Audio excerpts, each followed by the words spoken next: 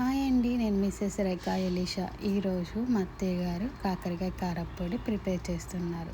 ముందుగా కడాయి తీసుకొని 3 table spoon పల్లీలు, 3 టేబుల్ స్పూన్ మినప్పప్పు ఆయిల్ వేసి దోరగా ఫ్రై చేసుకొని పక్కన పెట్టుకోండి. తర్వాత అదే కడాయిలో 100 గ్రామ్స్ ధనియాలు, 50 గ్రామ్స్ జీలకర్ర,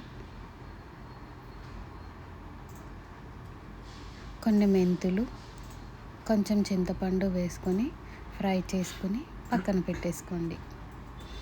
తర్వాత అదే కడాయిలో